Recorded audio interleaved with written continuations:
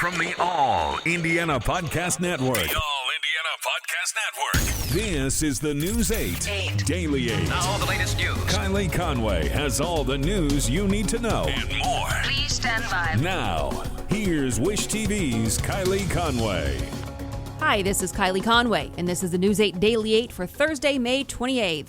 Chief Meteorologist Ashley Brown says that we will have some scattered showers today, got highs in the 80s, and have a low of 62 degrees. In breaking news today, investigators believe a father and daughter were drunk when they caused a crash that killed 3 teens walking on the side of the road.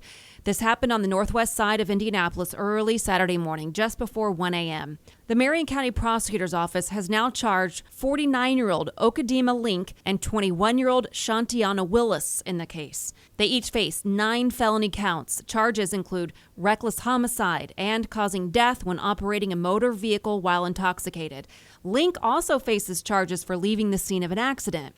Police say Willis was driving 91.3 miles per hour when impact happened, and Link was driving 71 miles per hour a half second before the collision. According to court documents, Link and Willis were driving southbound on Kessler Boulevard North Drive near 38th Street, again just before 1 o'clock in the morning, May 23rd.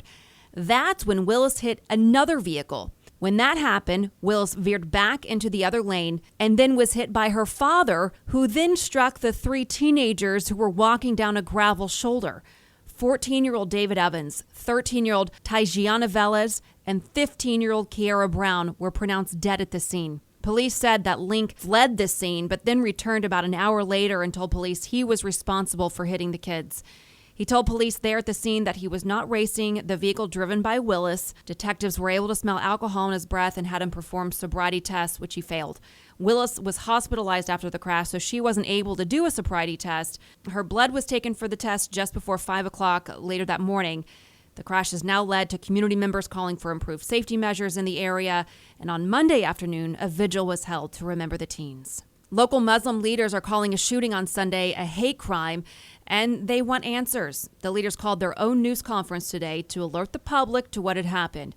We made a phone call to IMPD, who did confirm they're investigating a shooting that happened at the Masjid-e-Noor Mosque. Sunday marked the last day of Ramadan, the holiest time of the year for Muslims. Mosque leaders say the bullet barely missed the group of people that were praying inside. The imam says he was in another room when the shooting happened, and had it not been for the coronavirus restrictions, the mosque would have been filled with people. Outside surveillance video shows a red car come into frame as it drives by, and then there's a spark of light. The leaders say that's when the shot was fired. Private security could be an option for safety in the future, and leaders are hoping for more IMPD patrols in the area. IMPD says this sort of thing will not be tolerated. The Zionsville Police Department may soon hold a community discussion in light of George Floyd's death in Minneapolis. This as protesters in Minneapolis leave their most destructive path yet. Zionsville Police Chief Michael Spears posted a statement on Facebook today. It reads in part, "The in-custody death of George Floyd should not have happened. The video is difficult to watch. It is not reflective of the training of professional police officers. The actions of these officers significantly erode public trust and cannot be tolerated." Spears goes on to say anyone interested in participating in community discussions can reach out to the department. Meanwhile, violent protests entered their second day in Minneapolis. Angry crowds looted stores, set fires, and left a path of damage for miles. Fire crews responded to about 30 intentionally set fires. It's all over 8 minutes of cell phone video where an officer is seen kneeling on Floyd's neck for nearly 8 minutes as he pleads he can't breathe. Mayor Frey has asked the Minnesota governor to activate the National Guard. Now to the latest Indiana coronavirus numbers. State health officials say 37 more Hoosiers have died.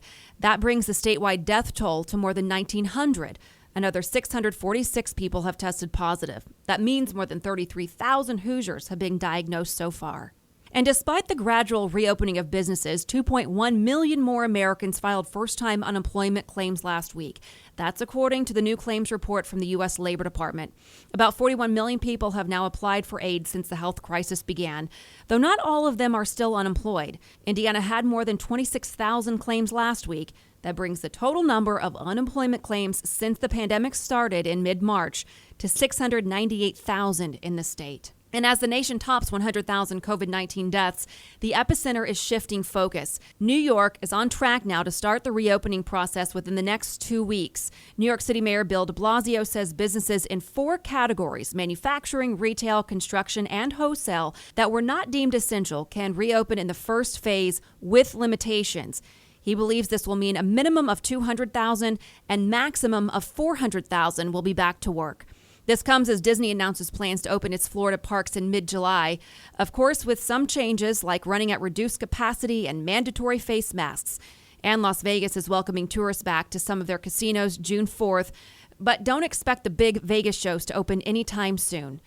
And breaking this afternoon, the Boston Marathon has been canceled for the first time in its 124-year history.